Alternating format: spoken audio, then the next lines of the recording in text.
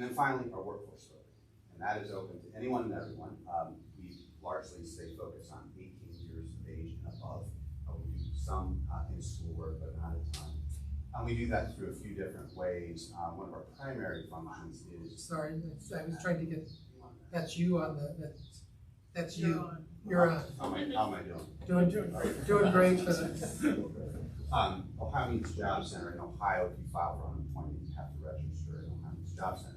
Those individuals then are referred to us, and we provide career coaching, help them write resumes, interviewing skills, and then ultimately want to place them into jobs.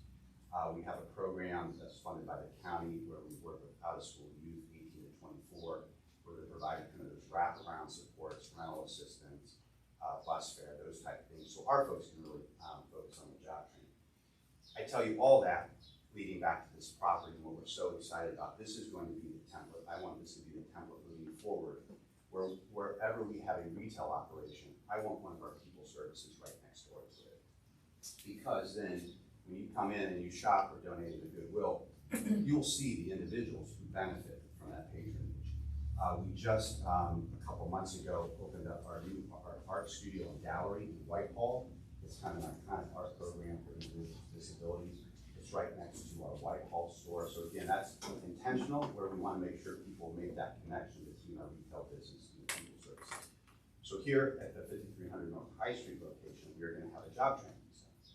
So again, when people come in, they're going to be able to see the folks that benefit. So incredibly excited to be in this part of town. So that's a little bit about Goodwill. And I think I'm going to turn it over to Bruce to speak to the specific signage variance requests. So thank you. Thank you. Good evening, ladies and gentlemen. Bruce Summerford with Sign Company on behalf of Goodwill.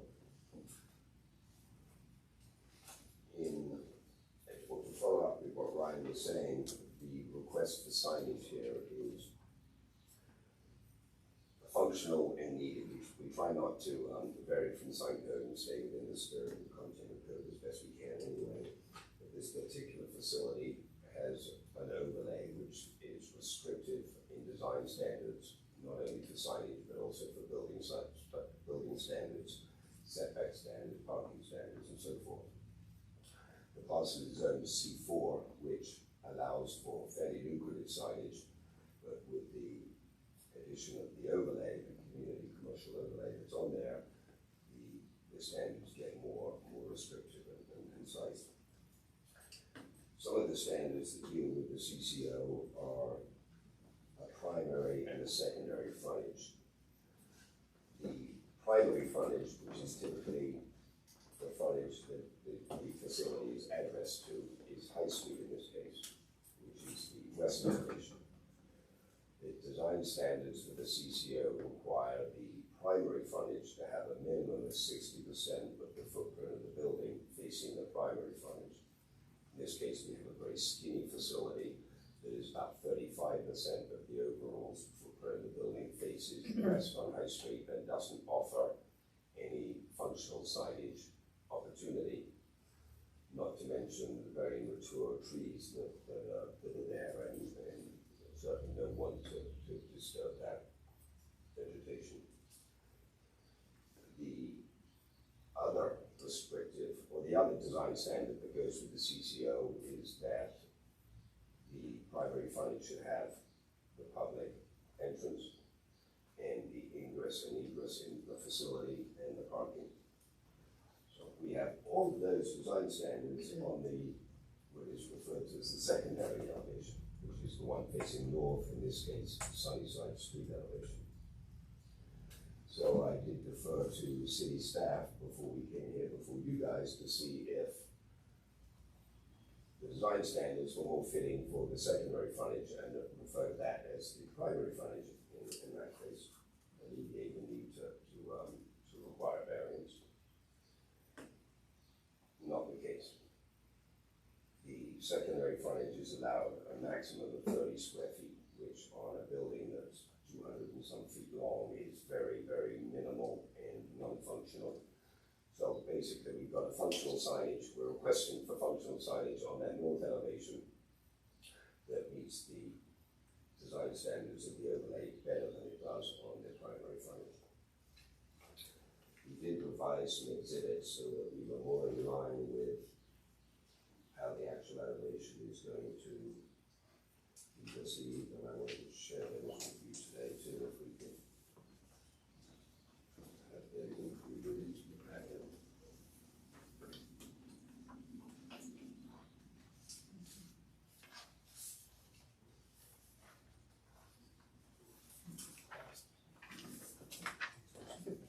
you have extra one of those, you pass it around the audience.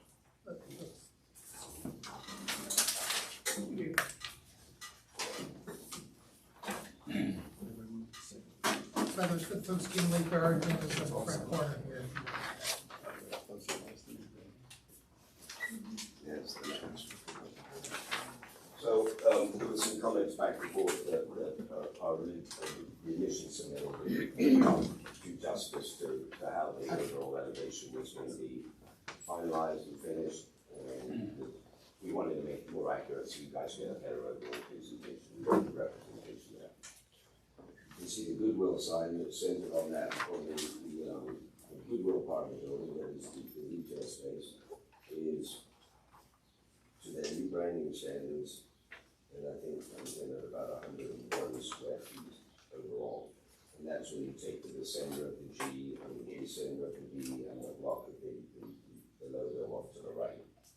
If we got more creative and we put a pencil line around the G and the B and the overall, this would be a request of 65 square feet. So basically a variance of 35 square feet as opposed to 70 square feet. That's not the way the city does the math on the computing signage side.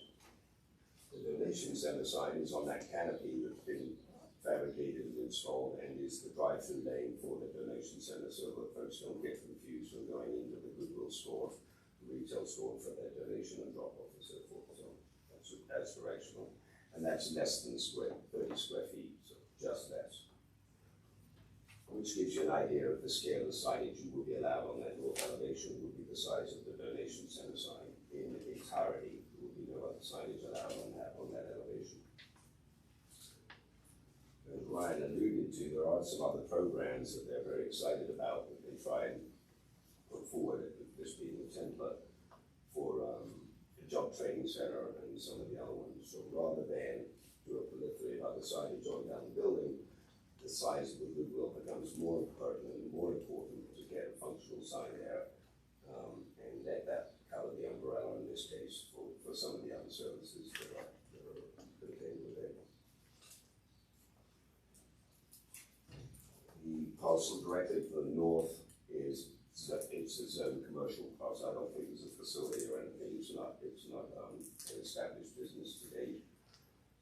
So you shouldn't have a concern with light pollution and light concern with an illuminated sign fronting a residential property.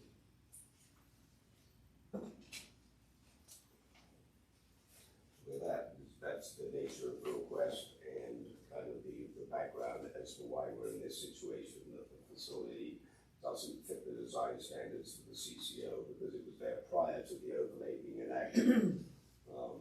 So the standards that city staff imposed to me that going forward it's really for the buildings, for new buildings and so forth that need to come into guidelines.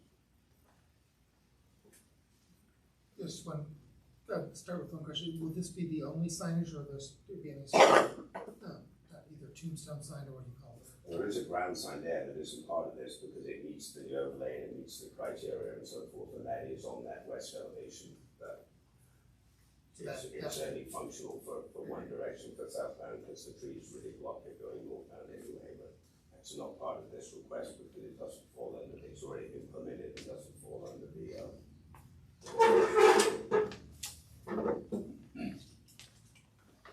So let's to grab an extra, we do have extra chairs here, so we can grab it if you want to.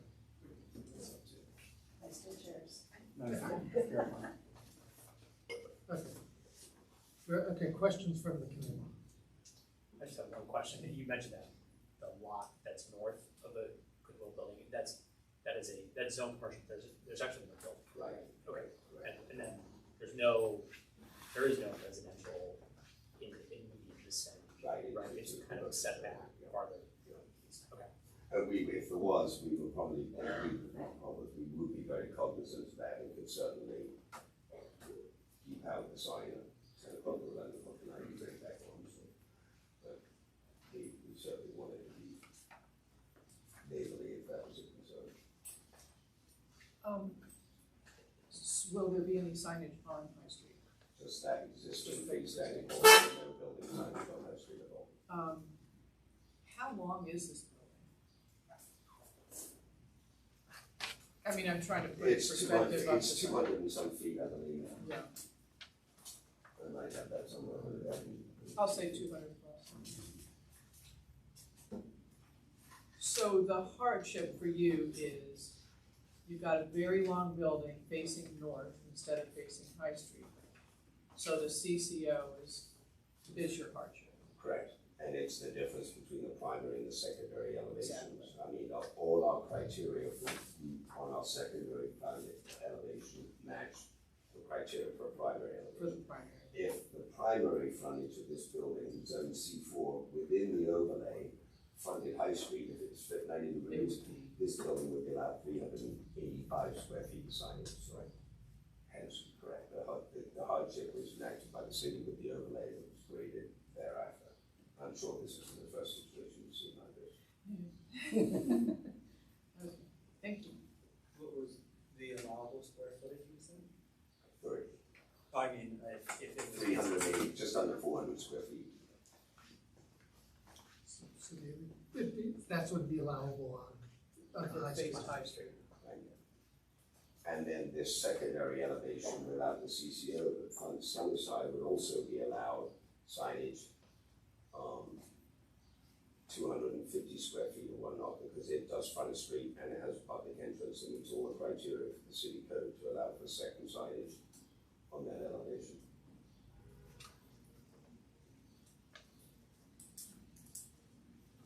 The requirements for signage for the city of Columbus are street frontage, public entrance, and setback. So they would be entitled to signage both on High Street and on Sunnyside. The High Street elevation is not functional.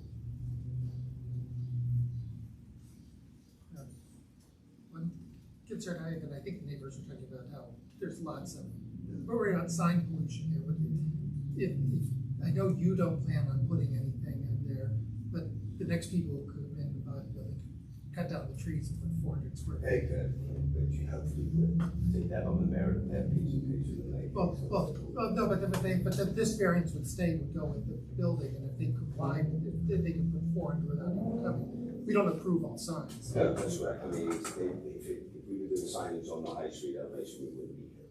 So, but If they cut the trees down, we probably would be. let's say the evil person you sell it to decides they want to keep all this signage going north, but also want to put it on the High Street side to the maximum. This variance Right, is I a little understand out that, yeah.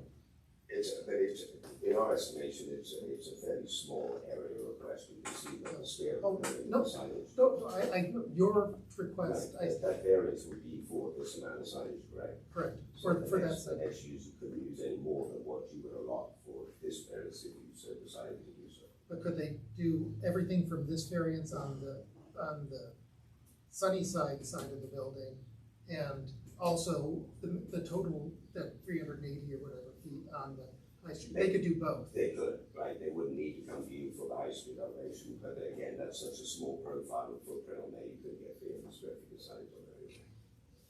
And that might, if there's one thing you need to think about, if there's a way you can legally limit it so that we're giving you we're basically, if you are substituting it, to bind that to the building, so that. I would ask you, representing the owners, I think we would be fine with that as if you determine maybe that the Sunnyside Lane is the primary frontage, right? We cannot change city definitions, we can only grant variances, and we can only recommend variances and be granted, I don't give them a grant. So we can't change the definition, and I don't even know if we could put a condition on that. But that would be one thing to think about between now and the commission meeting, is there a way that could be, that when you get this variance, it could tie the hands of the future people so that they get everything these people got, but. The thing that what we think about the building is this, it does predate the overlay, and the literal design of the building, it's a sloped shingle roof that leads to a run of windows to the offices. And there's not, I don't know, I'm sure someone could get creative, but there's not really anything that lends itself to being able to do that. Okay. get to the commissioners in a minute. Anything else from the committee? I just had one more. What is the frontage on High Street? How many feet is that? I can tell you what approximately it is. Approximately. It's approximately 100 feet. The back of the building's 80 feet, that's for sure. Okay, Are you improving any of the streetscape on Sunny Lane or Sunnyside Lane? They are, yes, they're re-landscaping their drawings to show that, but, the other thing that's being corrected here, and it was actually from prior owners and users, was, there was an encroachment onto Sunnyside that's being unencroached. So actually Sunnyside Lane, the walk and everything will be improved, so. Yeah, I was wondering if you were planning on installing any street trees there. My concern would be that if like a multi-family development would come in to the north of you on that vacant lot, then there could be a potential for the illumination of that signage, shining on. That would actually be a city issue. That's actually not an easement, it's actually city property. So the roadway is not an easement, it's city owned. any questions for the committee? Okay, oh, did you have a response? The length of the building facing north is 230 feet long. Thank you. And I might have the High Street profile here, because we applied for the permit for the ground sign, and we had to put that in there, so everything else. Okay. Debbie, you'll get a question review for that. Commissioner Leon. Regarding your concern on the future potential owner and how to limit them on the signage, I would do it as a deed restriction. When Pizza Hut was at the corner of Broadway and Hyde, put a deed restriction on the building that it could never be a pizza establishment again. And that's why when we were getting a pizza place there, a mom and pop pizza place, they couldn't do it because they went through the paperwork and saw the deed restriction. So if you want to restrict the future owner, if the current owner is willing to put a deed restriction on the property, that the signage is what you are asking or requesting, that would be your way of doing it, to limit the next owner. I can say we probably wouldn't, only because it is addressed to High Street. It does face Sunnyside, but, as we know in Sure. business, signage. But if the commission's ready to vote no, then that's your way of getting it. That's your way of getting it. Okay, Ben.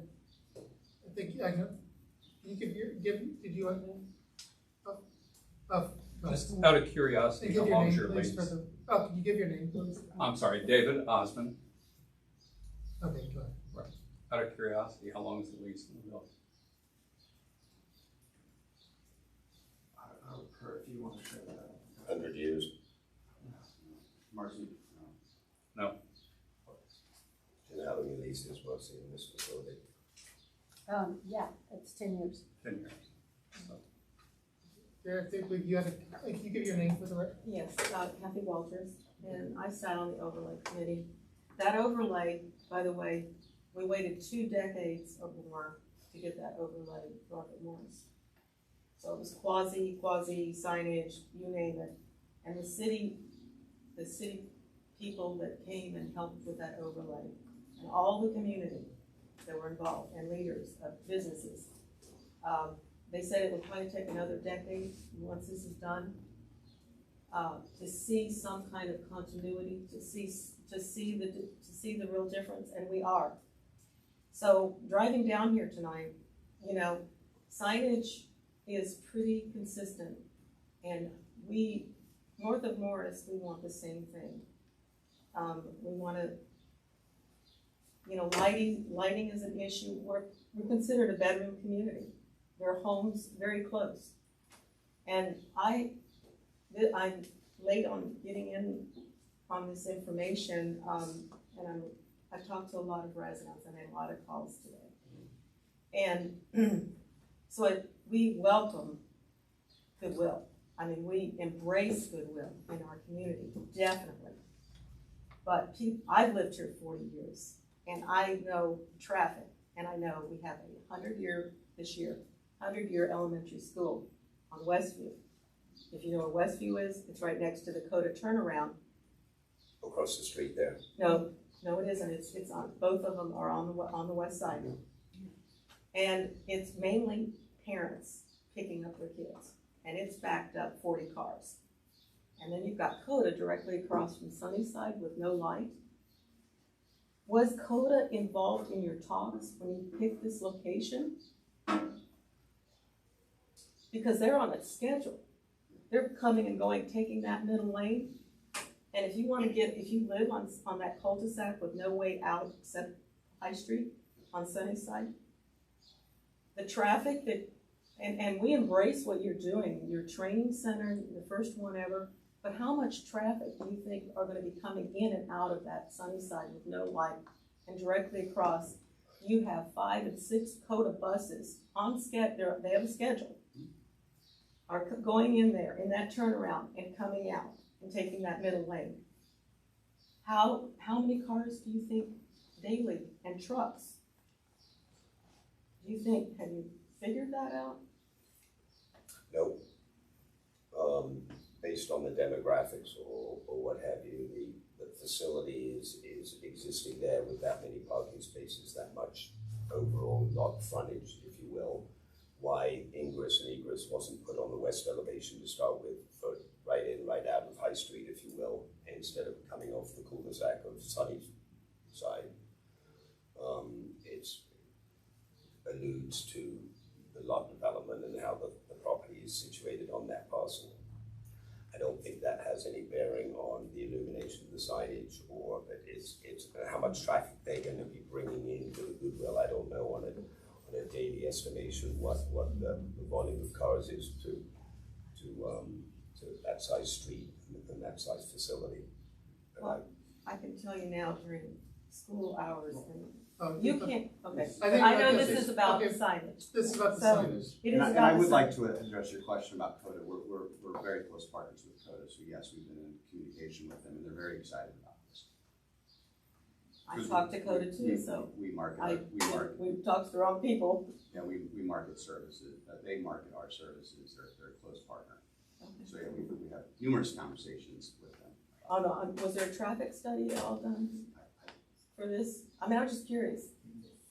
It's a sign, it's a sign, they wouldn't do it for a sign. Okay, I don't, and we haven't had the comments back from the city staff yet, but traffic will be involved with that, zoning will be involved with that. Sure. Fire department will be involved with that and so forth, and we'll get their comments when we, near the time that we go before the graphics commission. well, I think illumination on signs are very important. We have Worthington Towers, which is right there at Kanawha. I mean, so illumination is important. We have a lot of homes that are close around High Street there that have balconies and outdoor seating and so forth. So I know that our gas stations are very conscious of that. They've dimmed them down. And we Yeah. certainly can be too, absolutely. Yeah. At our elevation, individual letters are far better than the big box signs and so forth, but there's all kinds of things we can do with lumens and brightness and hours of illuminations and so forth. So you have the marquee right out front, The pole sign, yeah. the pole sign, the marquee that you can see north, south, the traffic can all see it. It's just like the one at Pierce Brothers Cleaners. It's across the street. northbound, when you're in the east side lane going north, it's you're almost on top of it before you can see it when those trees are in full foliage. Southbound you see it a little better because it's north of those trees. That's heading south. Anyone else? Yeah. Have any input? I just have, Greg Nutter, I just have a question on this drawing, the box that's in the front. It should not be there. It was a generator, it's gone. Oh, okay, thanks. I didn't know if that was a sign, Yeah. a for sign.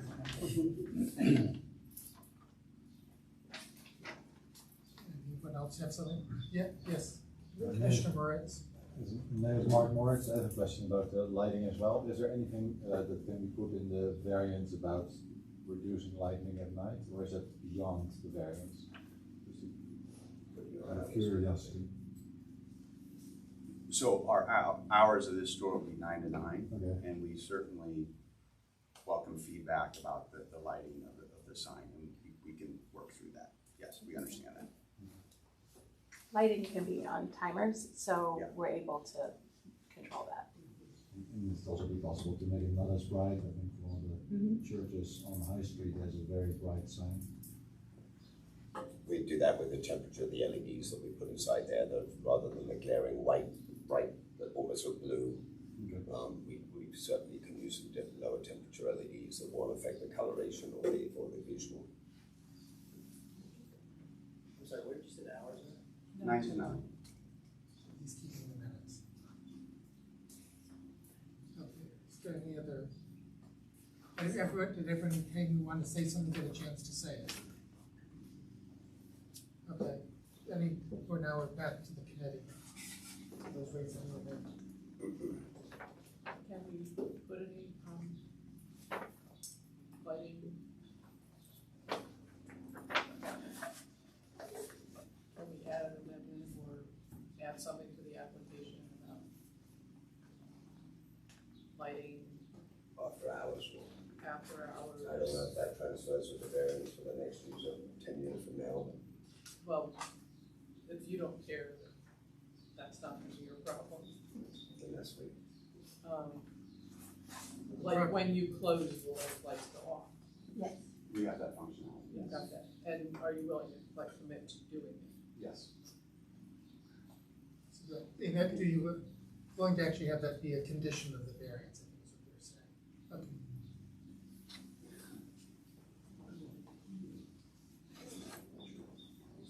I don't know, thing is, we can recommend it, We can recommend, and then this is a. and then the city can say, variance. although you also remember, the city can then also say, no, wait, that's just, we're not gonna Cross do it that. off. But the city can put a condition on the variance.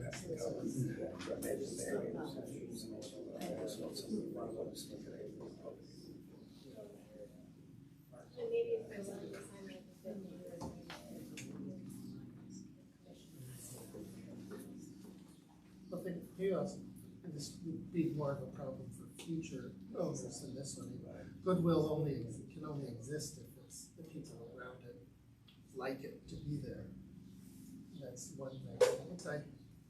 I always thought also thought as technologies change, situations change.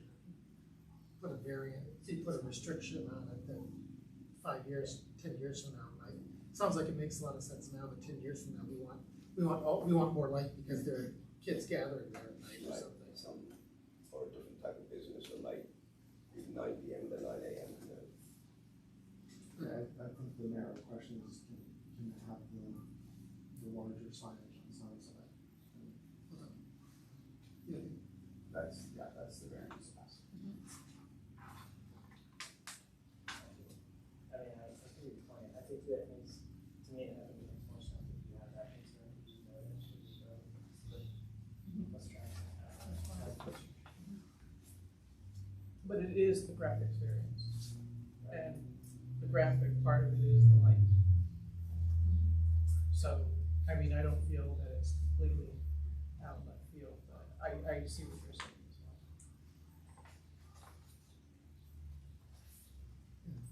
I guess one thing, again, I think I'll come back to what I said before. If you could think of a way between now and the commission date that would, with wording that would keep that would stop any future owner from deciding, yes, we do want to make that High Street thing the marquee banner, because that's our business model. We want to shine this light into the entire community 24/7. That they couldn't do that. If you could think about that between now, that's one advantage of having 8 days between now and the commission meeting. But maybe that won't work, and maybe it will, but that's. We will give it a lot of thought. Good, any other comments? Do we have I have a motion to approve. a second? It's on the table, we can have discussion, if anyone has something more to say, or you can explain your vote as you go around. We do explain the vote so that the commissioners can see why we did what we did with that. Does anyone have any more comments? Start with Connor. I vote yes. I think it's proportional to the side of the building, and I think the hardship is pretty clear. I think the hardship is very clear.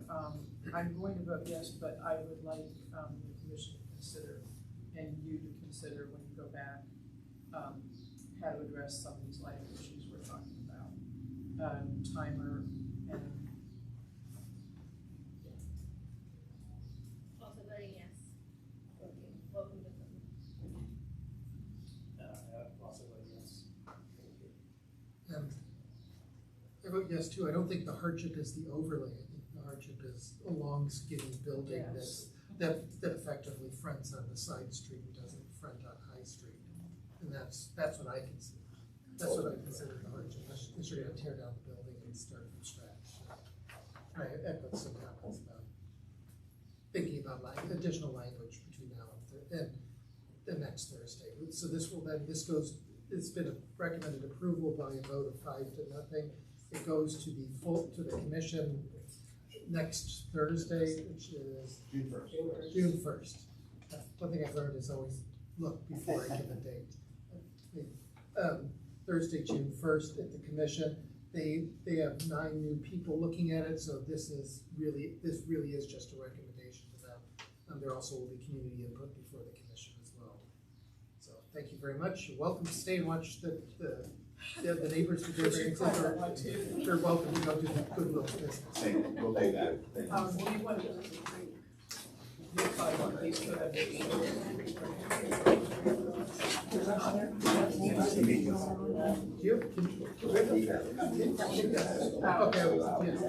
Yes, yes. So he gets them there. Thank you. Thank you. Okay, next item on the agenda is BZA 23-050-185 Brever, how do you pronounce it? Were you doing Brever first? Brever. Next was Sarah Rowe. I put Starrett at B after Brever. Okay. Because you were gonna be second, but then I added Brever. I used to try to do it in order of what I thought was the complexity, but then I turned out being wrong so often, that I now just go with the order. 05, so this is 25 Brever Road, 23050, in order to legitimize and keep the garage in front, 240 square feet, and replace the garage in the rear with a new 24 by 26 foot detached garage. The applicant seeks to increase the maximum square footage of the garage from 720 to 864 behind, and to reduce the setback from the right of way for garage from 25 feet to 0 feet of the right of way, not of the street, of the right of way.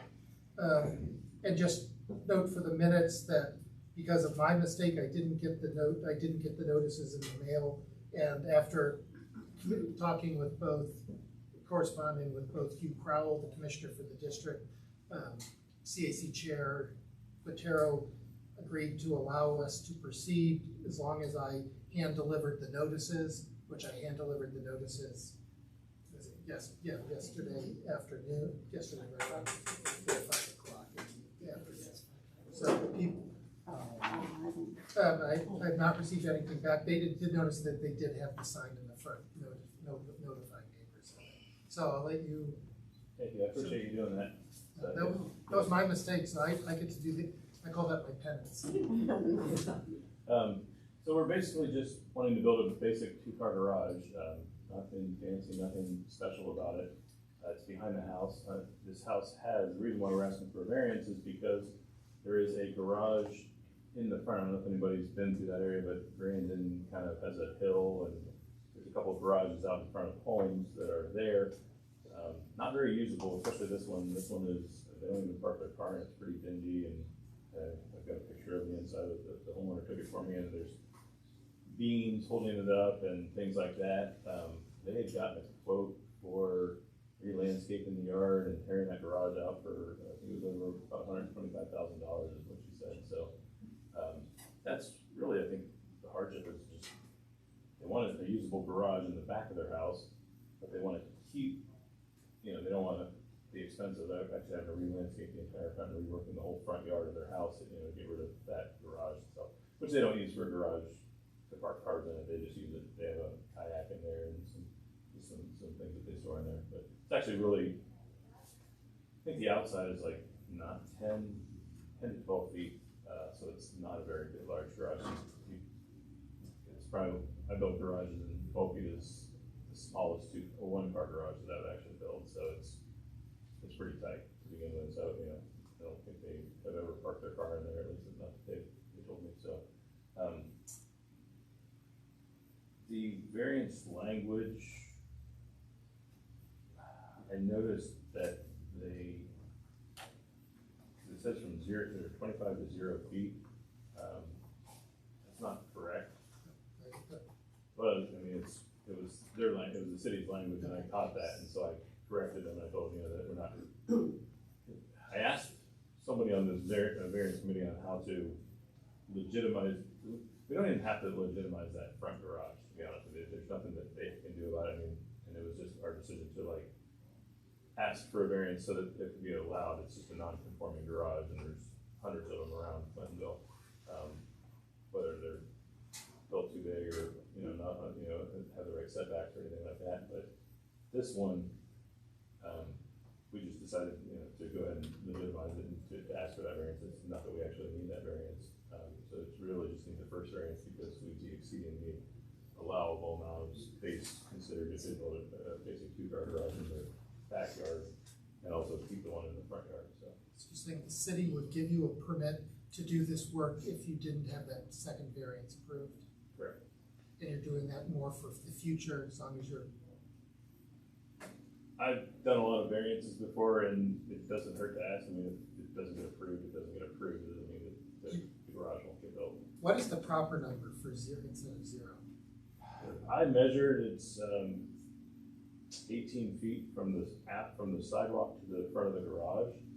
I don't know where their property line is. We didn't do a survey or anything like that, so I don't know where the right of way is. From the sidewalk, I know how far it is, but it's not 0 feet, I can tell you that. But 0 feet, I think it's from the right of way. The city right of way isn't necessarily. The sidewalk, yeah. It's usually not the sidewalk, it can also be like the front of the porches sometimes. Yeah, it's usually a foot or two back. Maybe they are. A couple of those streets, it's a foot or two back.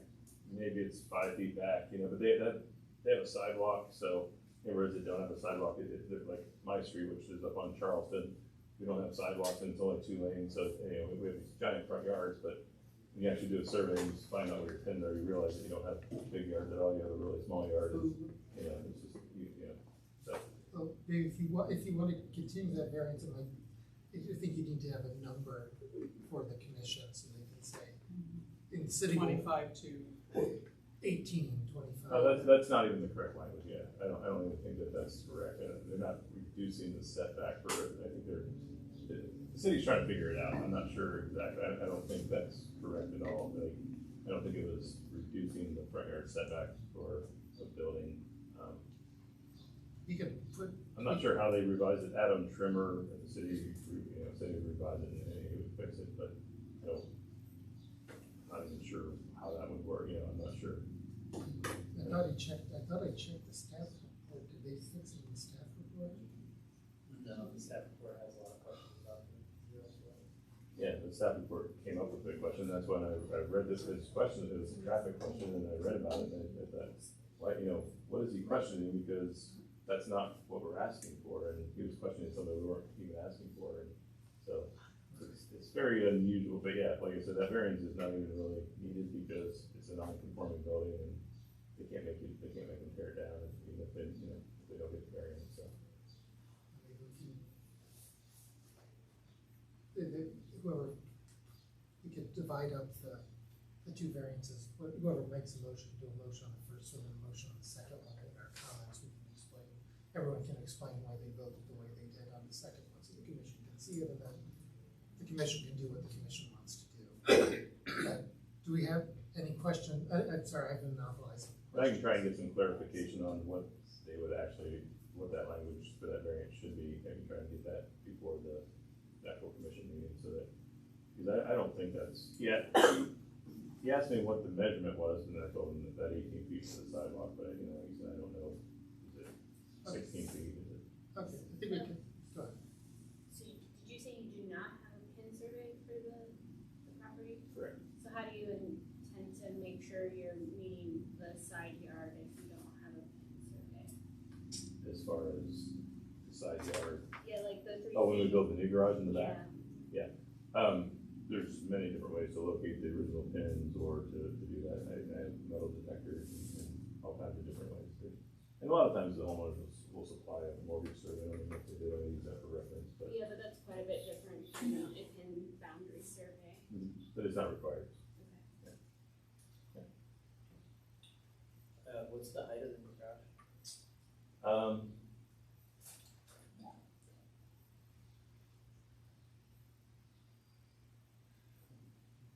So it'd be about 14 feet.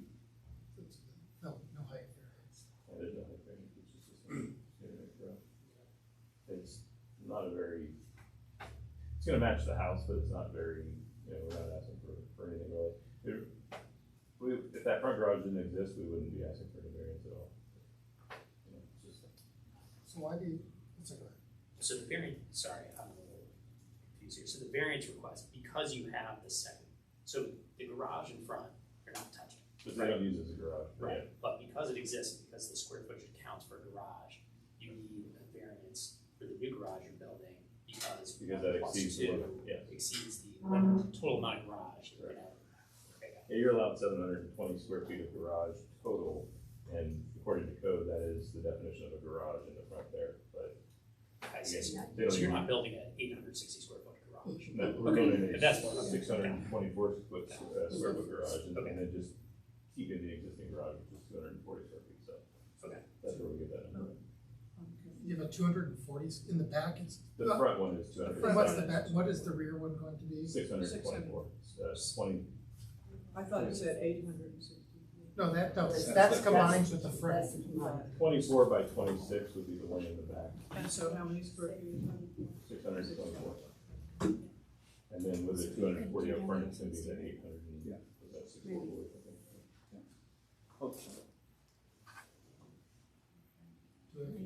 I have a question. You have elevation. I don't-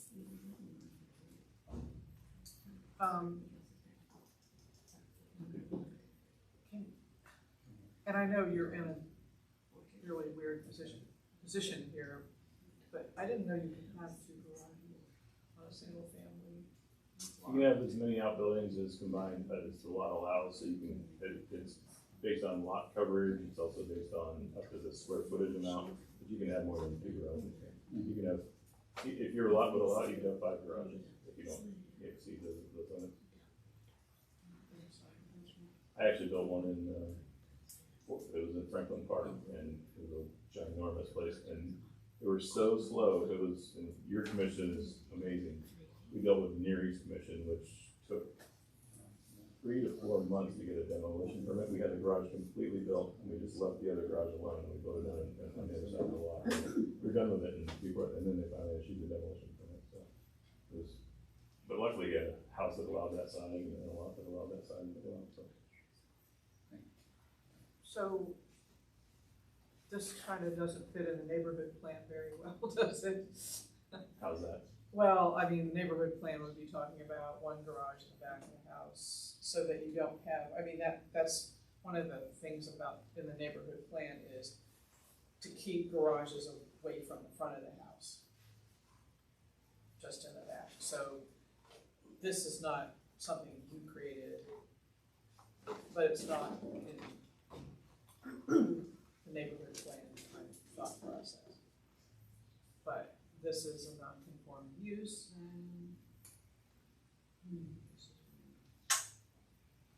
There's only a few houses along Grandin and along that area that have those Yeah, garages like exactly. that. I built one on Torrance a couple years ago. it's because of the hill.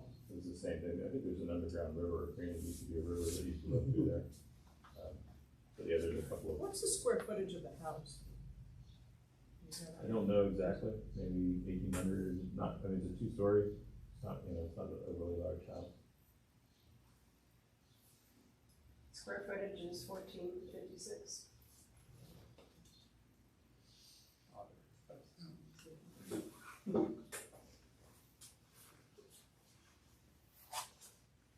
You might wanna have elevations when you go to the commission room. Okay, of what, of the garage that we're gonna build? I can, I mean, it's a very, I use stock drawings, so they're not, they don't very much, I'm not an architect, so I don't think that there's much benefit in an elevation. It would just be a basic picture of a garage, but you think other things have to do that. That was one of the comments on the staff report too, for planning. Hugh Crowell had asked about it, but I replied to him and told him that we didn't hire an architect to draw the garage. There's nothing unusual about the garage that we're proposing. It's just the fact that they have a garage out in the front, and it's exceedingly expensive to re-landscape the yard, and just because I think the neighbor house has stone, giant stones and retaining walls and stuff like that. It's just cost prohibitive to actually just remove that garage just to build a normal garage. So. And that's all they want is a normal garage. So. Well, the point being, our job at this level and the next level is to help you have the best application that you have going forward, because both this body and the next are not the final say. Right. That's downtown. So we want you to have the best opportunity to make your case to them. Of course. And if staff is saying questions about elevations, there's a reason for that. Okay. And we want you to be better, as well prepared as you can. Yeah, it sounds like it's mostly for compatibility with the existing character or design materials. So this is a size variance, so like if it was a height variance, I'd have elevations and things like that, and that's why I didn't have them. That's why I don't have them. Again, One thing that might help when you go to the commission, you just take a picture of the front of it, so that people can see that the front garage is literally in stone. right. It's set in, encased in stone on the front. That's the advantage of walking the neighborhood. I got to see the neighborhood real well when I did that. And I can see why it would cost $125,000 to get rid of it. So I wanted to this morning, that was a very good picture. That's a good idea. And as soon as we're done, we'll let people in the audience see. I only brought one copy, but No, they'll just let people see it. It's that way we're. that's a picture of the existing garage in the back. That's the way the final size one. And did you have a way to take a picture of that and scan it? Sure. Yeah, I just take a picture. Okay. That's what you really want to have in there. Do we have any other, did anyone from the community come to have anything to say? Okay. Oh, I'm sorry. Just for clarification, there's already 2 car garages in the back, and it's going to be replaced with a new 2-car garage? Correct. Yeah, it's a pretty small garage. It's flat roof. There's a picture of it up there, but Yes, that's it. it's in pretty bad shape. It's pretty small too. It's Do you want to see the photo? 18 by 18. That's fine. Anyone wants to see the photos, they can. Okay. So the garage is going to be replacing the one that's in the back? Yes. We'll tear the one out in the back and then just put it in. Gotcha, alright, so I'm thinking, when I'm reading this, I'm thinking that you're putting it in front of the, like where the storage space is now, and you're putting it in the front, up to the property line or whatever. No setback. So, One warning to you, because I can see this on YouTube. If you hold your phone just right, it's on YouTube and recorded. So if you're on Facebook, something like no, No, I'm you're on not. the auditor's side, but thanks. No, okay, so we're just replacing the existing back garage. And you have a variance because you have this useless one in- garage in the ground. It's Yeah. just exceeding that limit per code. and Now- that's why- now got it. Okay. Thank you. I did build one on Torrance years ago, and it was steep. There was no way to get, there was no driveway or anything. The house was built up on a hill, and the only place was in the same location, so we replaced that. But I had to get a variance for that one. And put a deck above it. Any other questions? Anyone else from the public? So you put a motion on the table. My suggestion is only do the first one and then go to the second. Yes. So a motion to approve the first requested variance to increase the square footage from 720 to 864. Have someone move that? I move for that. Just a second. Second. Any discussion? Just call for a vote then. Say yes. Yes. Yes. I'll vote yes as well, because, yeah, this is a physical hardship of the way it's designed. That's why we have variances. So it's a recommendation approval 5-0 to go onto the commission next week. Okay. You can have someone there, like, bring those pictures so that they could see those. All right, actually, no, those are gonna be part of your report, right? Those are gonna be linked to in your report? You can keep those, and I can print off another copy. Okay. Yeah, he will, I think he's gonna, would Yeah, he you just, can save your name, I'll attach it. Okay. he'll send it to you. Thank you very much. Wait, We have to do the second. oh, wait a second, didn't do the second one, I'm sorry. Now, do I have a motion? Motion to approve this? Can I ask a question about this? Yeah. I guess I'm not 100% sure why are we doing this? Like, why is there a vote on this second one? The way I perceive it is he's saying, we have a nonconformity that as long as we're having to pay the fee and go through the zoning process, it doesn't cost them any more to ask for 2 variances now, but if they come back 2 years from now and wanna get the variance, for whatever reason, they have to. Well, my issue, was not with the first one, my issue is with the second one, that I don't know that we're clear enough on what that setback actually is. And that's what my problem is. Me too. And I don't understand who determined that Right. that needs variance. But So I asked for it because I presented it to the city staff, and I just said, it's a non-conforming building. So, well, you can, they actually gave me 2 choices. They said you can just go for the first variance, or you can also try to legitimize a non-conforming building and ask for that variance as well. I guess my question then would be, how did you determine that it's not conforming for the setback? Because I think the code says you can't have a garage in the front of the house or something.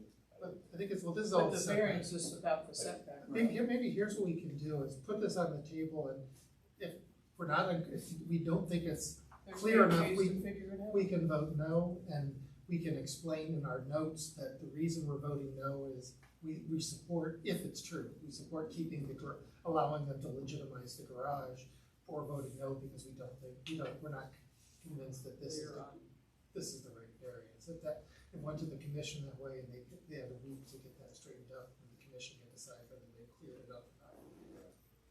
I'll check with the city on it to see if that's the right language.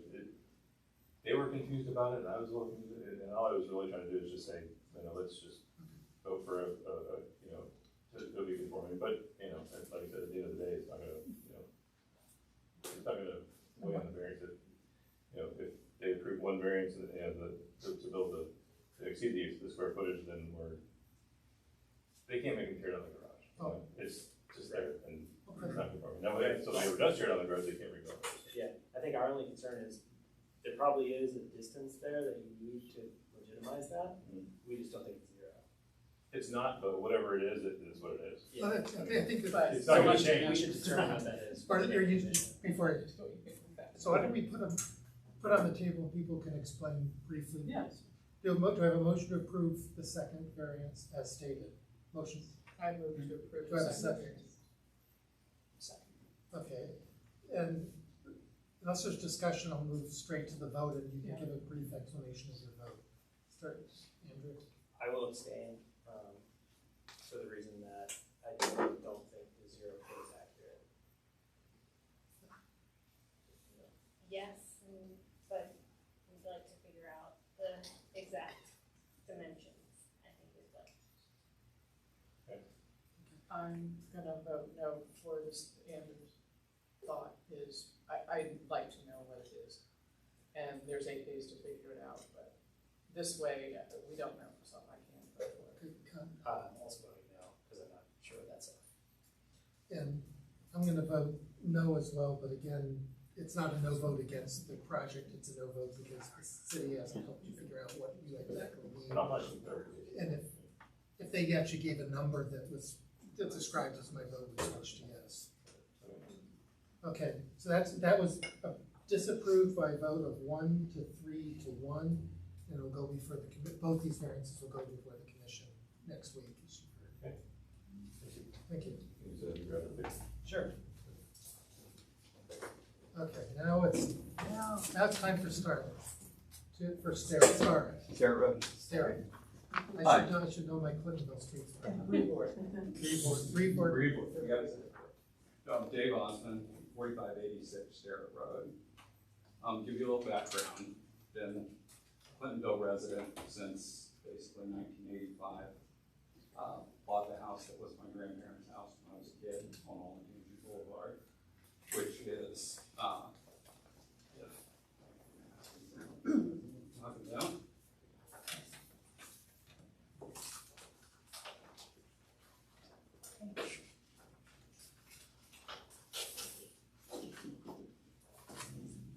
Are these the same things that you sent me yesterday? They are. Okay, so the things I It's the distributed. hard copies that Can you, do you have, if you have an extra copy to pass around to the folks watching? Okay.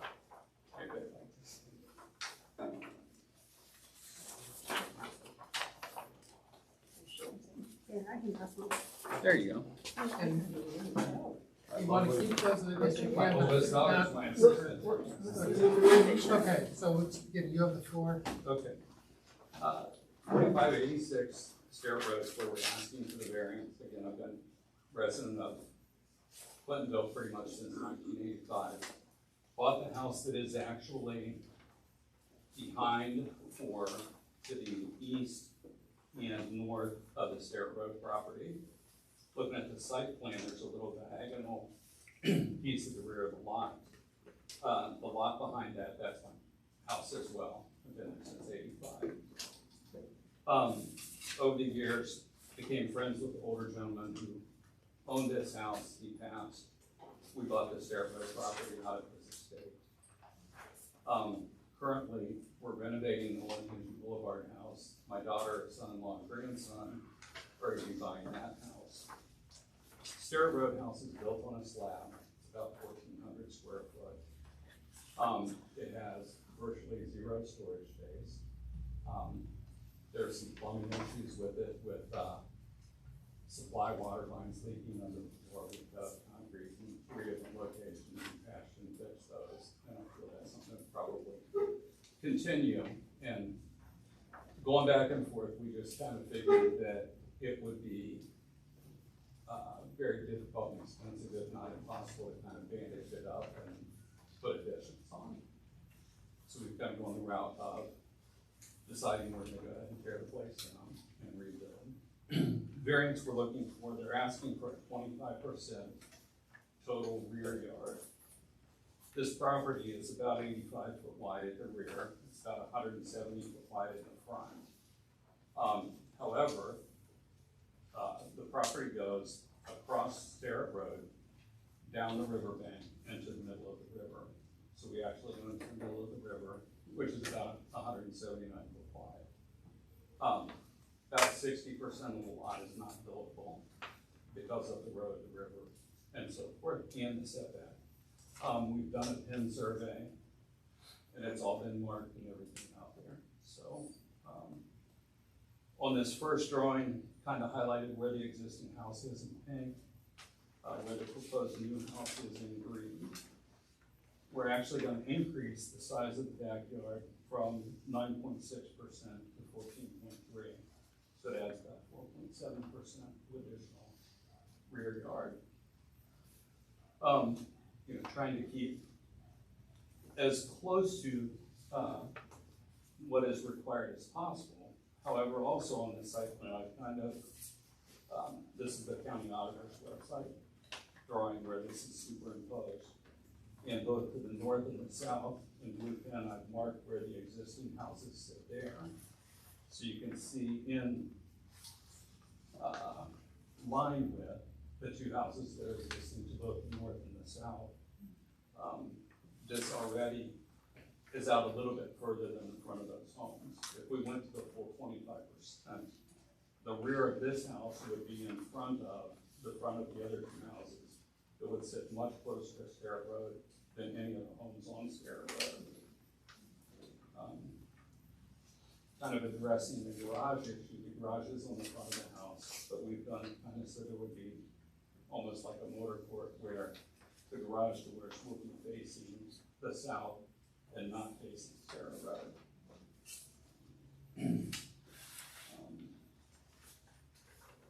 All things considered, on this site plan also shows some large trees in the front yard that would have to come down if we were to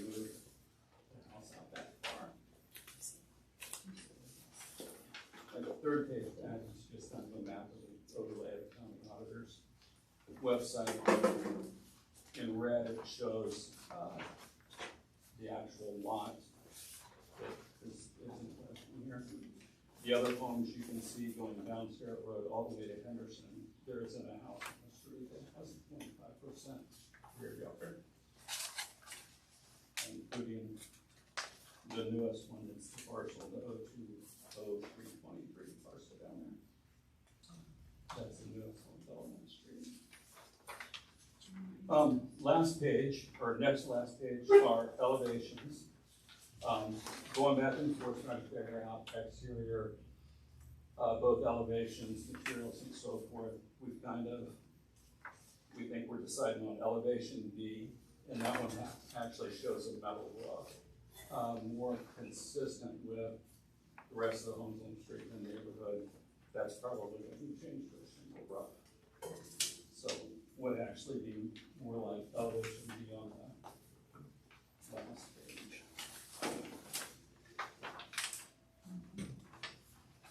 So, you know, hopefully we can have this granted. It's consistent, I believe, with both the neighborhood and with the rest of the houses on the street. Thank you. Now, we have questions from the committee.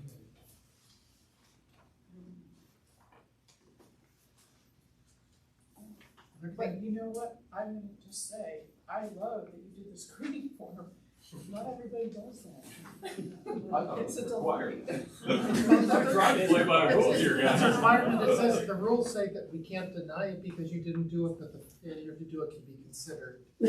So, Well, I figured that was the best place to start it, to answer the Oh, yeah, questions answer the and then. questions, but- well, it's also, it does have some useful things to help focus your argument, what you're saying. Well, I worked on the committee that made this form. When I see it for real, everybody. It's like, cool, somebody used Oh, it. somebody. Well, and I'm just trying to figure out, actually, honestly, no, trying to figure out the principles of development, principle 6, which, those aren't very separate. You know, principle 6 has commercial construction and multifamily, and my only ask would be, maybe down the road, if they could maybe break that up a little bit so that. I hope somebody will, but it won't be me. One thing I just wanted to warn you about is because this is a residence, when you go to get the demo permit, it has to go through, either you have to wait 60 days or you have to go through the same process you did here, although you don't. For the demolition, to waive the 60-day demolition period. That's the only thing that goes before the commission. So I need to ask that variance. It's not a variance. Or ask No. the commission. No, but, Demo permit. I'm thinking, looking in the future, so don't this isn't about this application, so that you don't get stuck in the future and get things delayed, because things can move a little bit faster. I think I only know 24 hours in advance before the meeting. 24, I have to look at the rules, it's 48 hours before this meeting. But if you miss that, like if you did it today, then you wouldn't be heard till next month, and you basically use up 6 weeks of your time, so just give yourself some lead time on the demo permit unless you want to go through the process. Question from the committee, then I will go to this. The questions from the committee? More questions? I just wanna make sure I understand. Sure. So all the homes, I understand that, you know, your home and all these homes are sort of in the same, have the same setback in the front. But the specific hardship on the rear lot requirement is because the lot is so big, it extends into the river, that if the lot was actually just went to Sterrett Road, you would in theory have a much higher percentage of the rear yard available. Well, however, but the percentage of the rear yard, we can't, I mean, they're including it in the calculation. However, in the setback for Sterrett Road is back here. The 82% flood line is there. I mean, so again, you're losing that much of the lot. Right. However, they're including that in their calculation. Now, initially, we were told no, it would only be calculation based on what was east of the setback for Sterrett Road. And a supervisor came back and emailed and said, no, we're going to include the entire lot, clear in the middle of the river, unless Mr. Austin wants to donate that portion west of Sterrett Road to the city of Columbus, then I'm sure we can Work something out. request. You decided to go to variance instead. Well, and I don't know if anybody's driven by there to look at what we've done. I mean, my wife has worked tirelessly to clear out all of the honeysuckle and everything that was overgrown down there. When we first bought the place, and for the first couple of summers, spring, summers, falls, we would, we could fill half of a blue recycling trash can with beer bottles and cans and trash, and, now that that's been cleared out, and she's planted, all kinds of flowers, she's worked with Flo to determine what, down there to help with the erosion of the riverbank. She planted stuff down there that is kind of near resistant, and so forth. So, I mean, we're trying to Well, now that's why the city. take care of and upgrade stuff. And yeah, I actually sent an email to the city and said, hey, would you take care of this the same way you do inside the interchange at Henderson exit at Olentangy River Road? So, Any other questions from the committee? Okay. Ms. Simber, say something. Sandy Simbrow. The request before you is, may we demolish our house? No, it is not. No. It is a setback only. It's only a setback only. Yeah, I'm just. To expedite and to make it clean by next Thursday, can he apply for a demolition permit? Because a demolition permit says you can tear it down, but there's a time limit on it. I think if he applies, since when you apply, it triggers a 60-day waiting period that can be waived. Under the commission's rules, as they stated, I would have had to know yesterday in order to get 24 hours notice. well, again, time frame is not, I mean, it's obviously at some point gonna become critical, but right now it's not critical. This isn't critical. We're living here temporarily, we're renovating. I just thought, wouldn't it be nice if y'all could agree that if he gets it, y'all are just like in No, favor we of cannot, tearing it down? procedurally, we cannot do, procedurally, we'd have to break a bunch of rules to do that. Well, go ahead. Well, and honestly, I wanna get through this process before And I applying was- for a demolition. I was just doing that as, I'm sorry for I didn't mean to divert the attention of the committee or the commission. I was saying that as a courtesy, because people sometimes have haven't planned for that. Exactly. I certainly appreciate that. Commissioner Moret. Sorry to ask about demolition again, this is just for clarification. So if you would like to demolition the house 90 days from now, you would go to the city to get a permit, there would be no need to come here. Correct. So just if you plan in advance, there's no problem. And I don't know how long, I don't know how long it stays open after the 60 days run. Yeah, we'll ask this. But that, I just wanted to warn you about the 60 days so you can plan for it. Because this isn't an historic house, it isn't what it's designed, what the rule was designed for, so we try not to be hoops. No, I appreciate that. Okay, Commissioner Moritz. Another question about trees. So the application says 2 trees will be saved. Will any trees be cut down? Yes, there is a large oak tree in the back that is actually not very healthy. It's lost some pretty good sized limbs and so forth off the back. And Alum and Arbor have come out and kind of looked at it and made the suggestion that if you're building a new house, you probably want to take this tree down.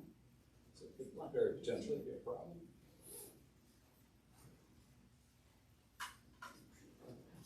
Sorry. The phone that's that camera's depending on is running out of battery, so it's plugging it in. Anyone else has come from the community have anything to say? Here, Commissioner Moritz, this is your district. Do you have anything you want? I asked about this. Okay. I like the garden in the front next to the river. You did have an opportunity. And my other question would be, can I use it, because it looks very peaceful? Yes, there's Absolutely. benches, there's a picnic bench, there's 2 benches. My mother would love it if someone goes and, It- I mean, it people makes sit her- there now, but it makes her so happy. It makes her Use happier it. than anything else if somebody goes down there and stops and sits on that bench for 5 minutes. She talks about makes it for her happy days. every day. She'll talk about it forever. Yes, and it's near the bike path, so feel free to stop. Okay, any other questions from, and the public have their say, any of, it comes back to the committee, we can put a motion on the table to approve and then discuss. Have a motion to approve? I move. Do you have a second? Okay, motion to approve, it's on the table, the motion is on the floor. Does anyone have any discussion? This meets the definition of hardships in more than one way. So, yeah. Okay, then, that's it, then I'll sit down. Yes. Yes, and thank you for sketching everything out. Yes. It's a beautiful Yes. application. And yet, I vote yes as well. So it's a recommend approval 5-0. It goes to the commission next Thursday. You can plan to be there. We can give you back these nice copies so you can use those, again without reprinting. Although they will You can have keep what it. you said. This is. That's it. The next commission meeting will be Thursday, June 1st. And our next meeting is Wednesday, June 28th, at 7 p.m. Do I have a motion to adjourn? Second. All in favor? We are adjourned at 8:17.